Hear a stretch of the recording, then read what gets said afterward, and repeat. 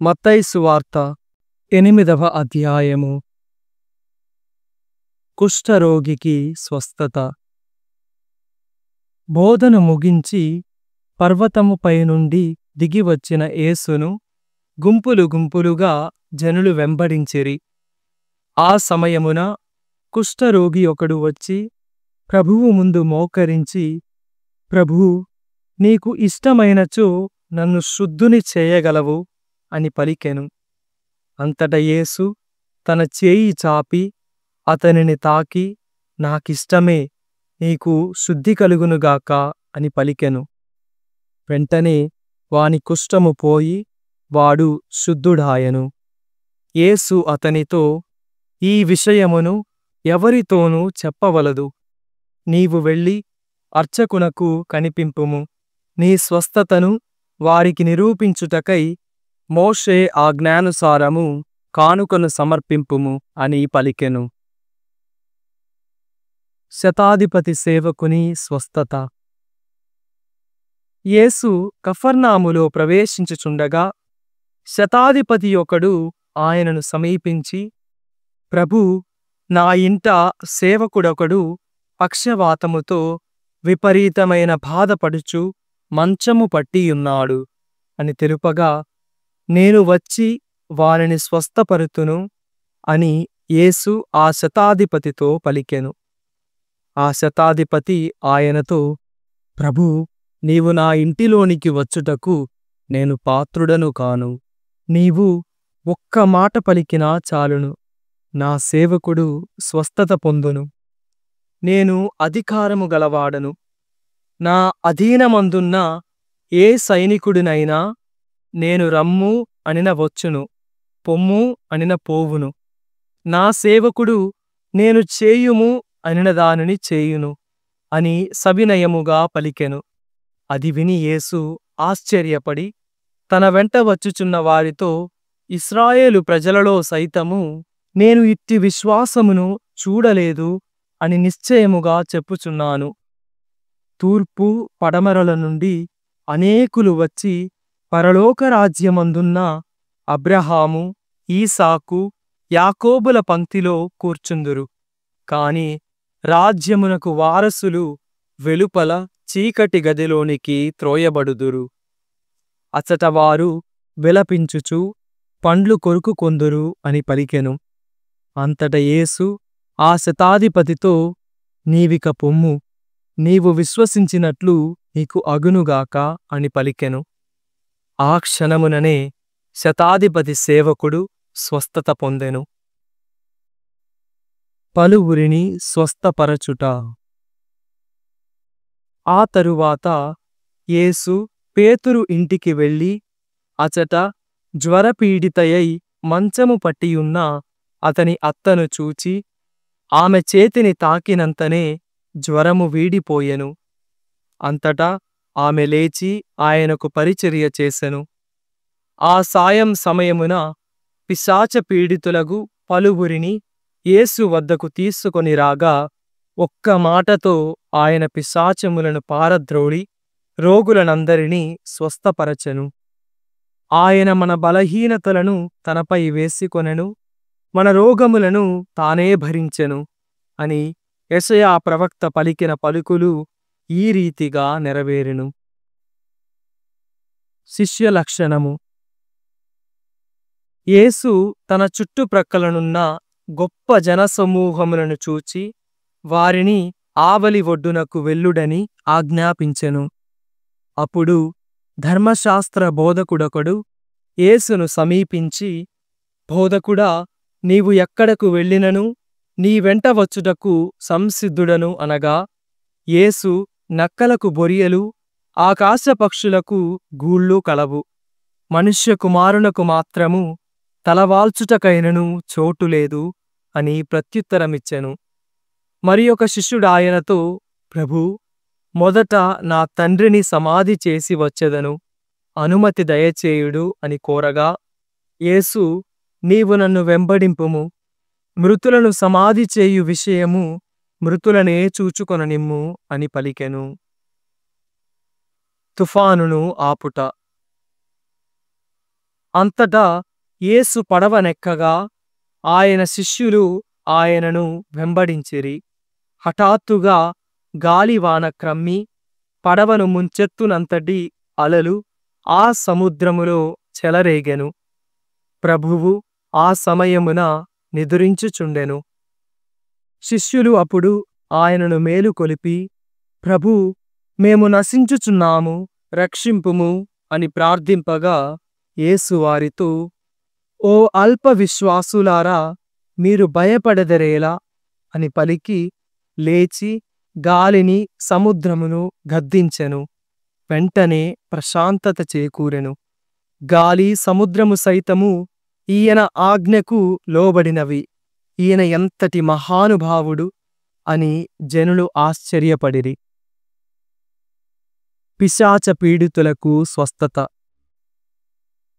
ఆవలి తీరమందలి గదరేనీయుల ప్రాంతమునకు యేసు చేరగా దయ్యములు పట్టిన వారిద్దరు సమాధులలో నుండి వెలుపలకు వచ్చిరి.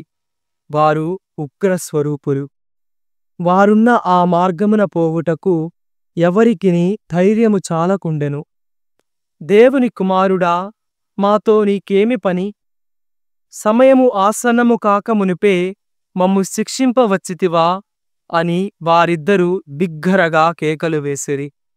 ఆ సమీపముననే ఒక పెద్ద పందుల మంద మేత మేయుచుండెను. మమ్ములను ఇచ్చట నుండి పారద్రోలదలచిన ఎడల ఆ పందుల మందలోనికి పోనిమ్ము అని ఆ దయ్యములు యేసును కోరగా ఆయన అట్లే పొందు అని సెలవిచ్చెను. అంతటా అవి వారిని విడిచిపెట్టి పందులలోనికి ప్రవేశించెను. వెంటనే నిట్ట నిలువననున్న ఆ మిట్ట నుండి ఆ పందుల మంద సముద్రములో పడి మునిగి ఊపిరాడక చచ్చెను. ఆ మంద కాపరులు పట్టణములోనికి పరుగెత్తి జరిగిన విషయములనెల్లా ప్రజలకు వినిపించిరి. దయ్యములు పట్టిన వారి విషయము కూడా తెలిపిరి. అంతటా ఆ పట్టణవాసులెల్లరును వచ్చి యేసును కలిసి తమ ప్రాంతమును విడిచిపొమ్మని ఆయనను బ్రతిమాలిరి. 9వ అధ్యాయము. పక్షవాత రోగిని స్వస్థపరచుట. అంతట యేసు పడవనెక్కి సరస్సును దాటి తన పట్టణమునకు వచ్చెను. అప్పుడు పడకపై పడియున్న పక్షవాత రోగిని ఒకనిని కొందరు ఆయన యొద్దకు తీసుకొని వచ్చిరి. వారి విశ్వాసమును గమనించి ఆ రోగితో, కుమారా, ధైర్యము వహింపుము, నీ పాపములు పరిహరింపబడినవి అని యేసు పలికెను. అప్పుడు ధర్మశాస్త్ర బోధకులు కొందరు, ఇతడు దైవదూషణము చేయుచున్నాడు అని తమలో తాము అనుకొనిరి. వారి తలంపులను గ్రహించిన యేసు, మీకు ఈ దురభిప్రాయములు ఏల కలిగెను? నీ పాపములు మన్నింపబడినవనుటయా, లేక నీవు లేచి నడువుమనుటయా? ఈ రెండింటిలో ఏది సులభతరము? ఈ భూమి మీద మనుష్య కుమారునకు పాపములను క్షమించు అధికారము కలదని నీకిప్పుడే తెలియును అని పలికి ఆ రోగితో, నీవు ఇక లేచి నీ పడకను ఎత్తుకొని ఇంటికి పొమ్ము అనెను. అతడు వెంటనే లేచి తన ఇంటికి పోయెను. అది చూచిన జనసమూహములు భయపడి మానవులకు ఇట్టి అధికారమును ఇచ్చిన దేవుని స్తుతించిరి. సుంకరికి శిష్యస్థానము. తరువాత యేసు అటనుండి వెళ్ళుచు సుంకపు మెట్టుకడ కూర్చున్న మత్తయి అనువానితో, నన్ను అనుసరింపుము అనెను. అతడు అట్లే లేచి ఆయనను అనుసరించెను. ఆ ఇంటిలో యేసు భోజనమునకు కూర్చుండినప్పుడు సుంకరులును పాపులును అనేకులు వచ్చి ఆయనతోనూ ఆయన శిష్యులతోనూ పంక్తియందు కూర్చుండిరి. అది చూచిన పరిసయ్యులు, మీ బోధకుడు ఇట్లు సుంకరులతో పాపులతో కలిసి భుజించుచున్నాడేమి అని ఆయన శిష్యులను ప్రశ్నించిరి. ఆ మాటలను ఆలకించిన యేసు, వ్యాధిగ్రస్తులకే గాని ఆరోగ్యవంతులకు వైద్యుడు అక్కరలేదు గదా, నాకు కారుణ్యము కావలయును గాని బలి అవసరము లేదు అను లేఖనమునందలి అర్థమును మీరు గ్రహింపుడు. నేను పాపులను పిలువవచ్చితిని కాని నీతిమంతులను పిలుచుటకు రాలేదు అని పరిసయ్యులకు ప్రత్యుత్తరమిచ్చెను. ఉపవాసము. యోహాను శిష్యులు యేసును సమీపించి, మేము పరిసయ్యులు కూడా తరచుగా ఉపవాసము ఉందుము గాని మీ శిష్యులు ఎన్నడునూ ఉపవాసము ఉండరేలా అని ప్రశ్నింపగా, పెండ్లి కుమారుడు ఉన్నంతకాలము పెండ్లికి వచ్చిన వారు ఏల శోకింతురు? పెండ్లి కుమారుడు వారి వద్ద నుండి కొనిపోబడు దినములు వచ్చును, అప్పుడు వారు ఉపవాసము చేయుదురు. ప్రాతగుడ్డకు మాసిక వేయుటకు క్రొత్త గుడ్డను ఎవడు ఉపయోగించును?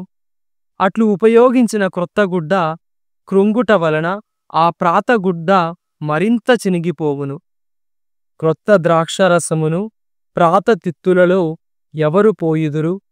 అట్లు పోసిన ఎడల అవి పిగులును, ఆ ద్రాక్షరసము నేలపాలగును, తిత్తులు నాశనమగును.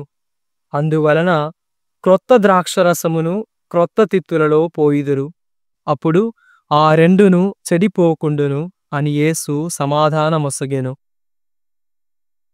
ఆరోగ్య జీవదానములు.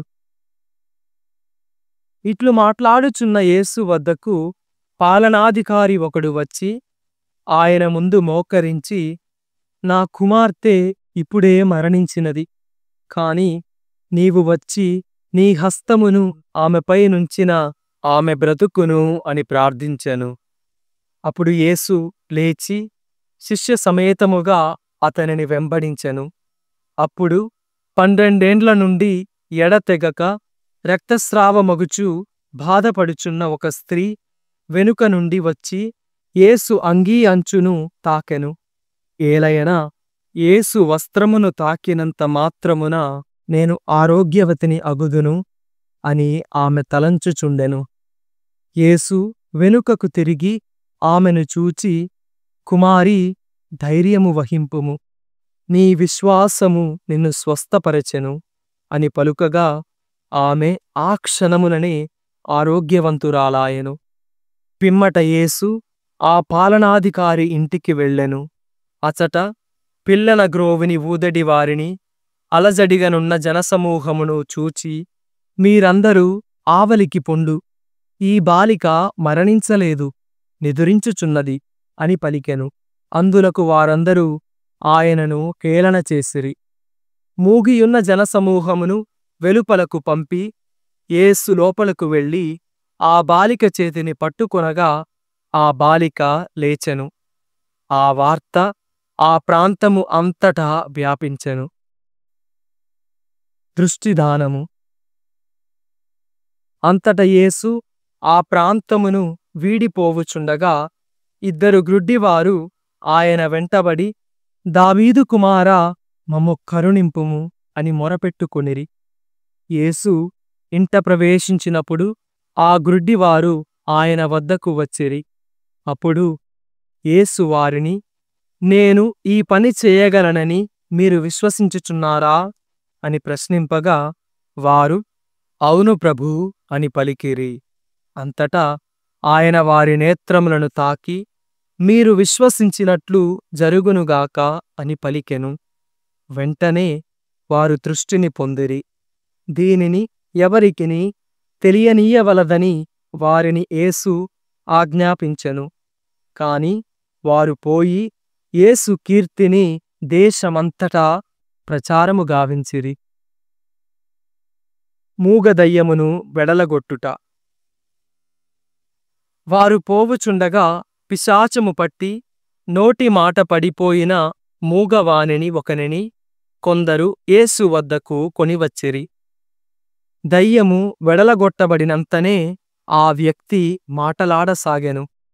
అప్పుడు అచ్చటి ప్రజలు ఎల్లరూ ఆశ్చర్యపడుచు, ఇశ్రాయేలు జనులలో ఇట్టిది మేము ఎన్నడునూ ఎరుగము అనిరి.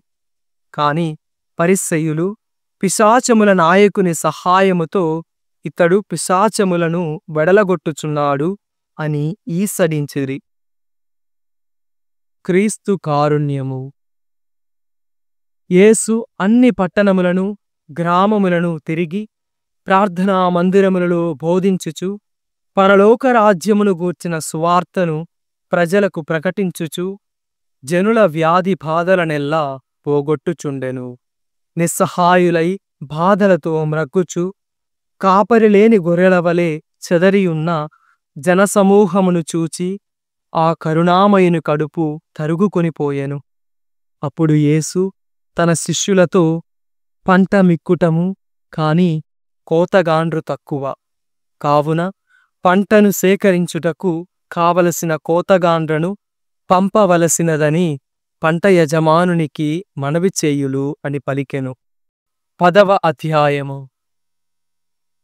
12 శిష్యులు. యేసు తన 12 శిష్యులను చెంతకు పిలిచి దుష్ట ఆత్మలను పారద్రోలుటకు సకల వ్యాధి బాధలను పోగొట్టుటకు వారికి అధికారమును ఇచ్చెను. ఆ 12 అపోస్తలుల పేర్లు ఇవి.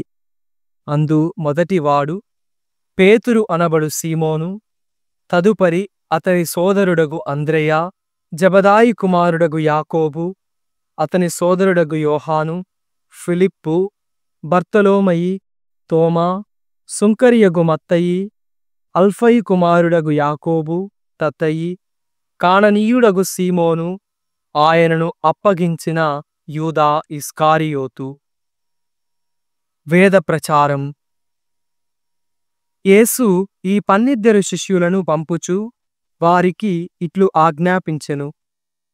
అన్యజనులుండు ప్రదేశములలో ఎచ్చటను అడుగు మోపవలదు. సమరీయుల ఏ పట్టణములను ప్రవేశింపరాదు. కాని చెదరిపోయిన గొర్రెల వలెనున్న ఇశ్రాయేలు ప్రజల యొద్దకు వెళ్ళి పరలోకరాజ్యము సమీపించినదని ప్రకటింపుడు. వ్యాధిగ్రస్తులను స్వస్థపరుకుడు. మరణించిన వారిని జీవముతో లేపుడు. కుష్ఠరోగులను శుద్ధులను గావింపుడు. దయ్యములను బెడలగొట్టుడు. మీరు ఉచితముగా పొందితిరి, ఉచితముగానే వసగుడు. మీతో బంగారమును గాని వెండిని గాని రాగిని గాని కొనిపోవలదు. ప్రయాణమునకై సంచిని గాని 2 అంగీలను గాని పాదరక్షలను గాని చేతి కర్రను గాని తీసుకునిపోవలదు. ఏలయన పనివాడు తన బత్తెమునకు అర్హుడు. ఏ పట్టణమును గాని ఏ పల్లెను గాని మీరు ప్రవేశించినప్పుడు అందు యోగ్యుడగు వానిని వెదకి కొనుడు. అచ్చటి నుండి వెడలిపోవు వరకు వాని ఇంటనే ఉండుడు. మీరొక ఇంటిలోనికి ప్రవేశించినప్పుడు ఆ ఇంటిని దీవింపుడు. ఆ ఇల్లు యోగ్యమైనదైతే మీ శాంతి దాని మీదికి వచ్చును. లేనిచో మీ శాంతి మిమ్ము తిరిగి చేరును. ఎవడైనను నిమ్ము ఆహ్వానింపక మీ ప్రసంగములను ఆలకింపకపోయినచో ఆ ఇంటిని గాని పట్టణమును గాని విడిచిపొండు. మీ పాదధూళిని సైతము అచటనే విదిలించిపొండు. తీర్పు దినమున ఆ పురవాసుల గతి కన్నా సొదొమ గొమొర్రా ప్రజల గతియే మెరుగుగా నుండును అని నేను మీతో నిశ్చయముగా చెప్పుచున్నాను. హింసలు. ఇదిగో, తోడేళ్ల మధ్యకు గొర్రెలను పంపినట్లు మిమ్ము పంపుచున్నాను. కనుక సర్పముల వలె యుక్తులై పావురముల వలె నిష్కపటులై మెలగుడు. మనుష్యులను గూర్చి జాగ్రత్తపడుడు. వారు మిమ్ము న్యాయస్థానములకు అప్పగించి ప్రార్థనా మందిరములలో కొరడాలతో కొట్టించెదరు. వారిని మెలకువతో గమనించి ఉండుడు. మీరు రాష్ట్ర పాలకుల చెంతకును రాజుల చెంతకును కొనిపోబడి నా నిమిత్తము అచట వారి ఎదుటను అన్యుల ఎదుటను సాక్ష్యమొసగుదురు. మీరు న్యాయస్థానములకు అప్పగింపబడినప్పుడు ఎట్లు మాట్లాడవలయునో ఏమి చెప్పవలయునో అని కలత చెందకుడు. సమయోచితముగా చెప్పవలసినదెల్లా మీకు అప్పుడు అనుగ్రహింపబడును. మీరు మాట్లాడు మాటలు మీవి కావు, మీ తండ్రి ఆత్మయే మీ నోట మాట్లాడును. సోదరుడు తన సోదరుని, తండ్రి తన బిడ్డను మరణమునకు అప్పగింతురు. బిడ్డలు తల్లిదండ్రులను ఎదిరించి వారిని చంపించెదరు. నా నామము నిమిత్తము మిమ్ము ఎల్లరూ ద్వేషింతురు. కాని చివరి వరకు సహించి నిలిచిన వాడే రక్షింపబడును.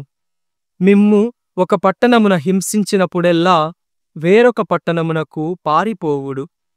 మనుష్య కుమారుడు వచ్చునప్పటికీ ఇశ్రాయేలు పట్టణములన్నిటినీ మీరు చుట్టి రాజాలరు అని మీతో చెప్పుచున్నాను. శిష్యుడు గురువు కంటే అధికుడు కాడు, సేవకుడు యజమానుని కంటే అధికుడు కాడు. గురువు వలె శిష్యుడు, యజమానుని వలె సేవకుడు అయినా చాలును. ఇంటి యజమానుడు బెల్జబూలు అని పిలువబడిన ఎడల అతని ఇంటివారు ఇంకెంత హీనముగా పిలువబడుదురో గదా. ఎవరికి భయపడుట. కాబట్టి మనుష్యులకు భయపడకుడు. దాచబడినది ఏదియు బయలుపడకపోదు, రహస్యమైనదేదియు బట్టబయలు కాకపోదు. చీకటిలో నేను మీకు బోధించు ఈ విషయములనెల్లా మీరు వెలుతురులో బోధింపుడు. చెవిలో మీకు చెప్పబడిన దానిని ఇంటి మీది నుండి ప్రకటింపుడు. శరీరమును మాత్రము నాశనము చేయగలిగి ఆత్మను నాశనము చేయలేని వారికి భయపడకూడదు. ఆత్మను శరీరమును కూడా నరక కూపమున నాశనము చేయగలవానికి భయపడుడు. ఒక కాసుతో మీరు 2 పిచ్చుకలను కొనగలుగుదురు. కాని మీ తండ్రి సంకల్పము లేనిదే వానిలో ఏ ఒకటియూ నేలకు ఒరగదు. ఇక మీ విషయమున మీ తల వెంట్రుకలన్నీయూ లెక్కింపబడియే ఉన్నవి. కావున భయపడకుడు. మీరు అనేక పిచ్చుకల కంటే అతి విలువైన వారు. బహిరంగ సాక్ష్యము. కనుక ప్రజల ఎదుట నన్ను అంగీకరించు ప్రతి వానిని పరలోకమందున్న నా తండ్రి సమక్షమున నేనును అంగీకరింతును. అట్లుగాక ప్రజల ఎదుట నన్ను తిరస్కరించు ప్రతి వానిని పరలోకమందున్న నా తండ్రి సమక్షమున నేనును తిరస్కరింతును. పోరాటము. ప్రపంచమున శాంతిని నెలకొల్పుటకు నేను వచ్చినట్లు భావింపవలదు. ఖడ్గమునే గాని శాంతిని నెలకొల్పుటకు నేను రాలేదు. నా రాక తండ్రిని కుమారుడు, తల్లిని కుమార్తె, అత్తను కోడలు ప్రతిఘటించునట్లు చేయును. తన కుటుంబము వారే తనకు శత్రువులు అగుదురు. తన తండ్రిని గాని తల్లిని గాని నాకంటే మిన్నగా ప్రేమించువాడు నాకు యోగ్యుడు కాడు. తన కుమారుని గాని కుమార్తెను గాని నాకంటే మిన్నగా ప్రేమించువాడు నాకు యోగ్యుడు కాడు. తన సిలువనెత్తుకొని నన్ను అనుసరింపనివాడు నాకు యోగ్యుడు కాడు. తన ప్రాణమును దక్కించుకొన యత్నించువాడు దానిని కోల్పోవును. నా కొరకు తన ప్రాణమును కోల్పోవువాడు దానిని దక్కించుకొనును. ప్రతిఫలము. మిమ్ము స్వీకరించువాడు నన్ను స్వీకరించుచున్నాడు. నన్ను స్వీకరించువాడు నన్ను పంపిన వానిని స్వీకరించుచున్నాడు. ప్రవక్తను ప్రవక్తగా గుర్తించి స్వీకరించువాడు ప్రవక్త బహుమానమును పొందును. నీతిమంతుని నీతిమంతుడుగా గుర్తించి స్వీకరించువాడు నీతిమంతుని బహుమానమును పొందును. నా శిష్యుడని ఈ చిన్నవారలలో ఒకనికి ఎవడేని ఒక గ్రుక్కెడు మంచినీరొసుగువాడు తన బహుమానమును పోగొట్టుకొనడని మీతో నిశ్చయముగా చెప్పుచున్నాను. సామెతల గ్రంథము 19వ అధ్యాయము. కల్లలాడు మూర్ఖుని కన్నా చిత్తశుద్ధితో జీవించు పేద మేలు. ఆలోచన లేని ఉత్సాహము మంచిది కాదు. తొందరపడువాడు దారి తప్పును. కొందరు తెలివిలేమిచే తమకు తామే చెడిపోగుదురు. అతని హృదయము ప్రభువుకి విరుద్ధముగా కోపగించుకొనును. ధనవంతునికి ఎందరో మిత్రులు కలుగుదురు. పేదవానికున్న ఒక మిత్రుడు కూడా విడిపోవును.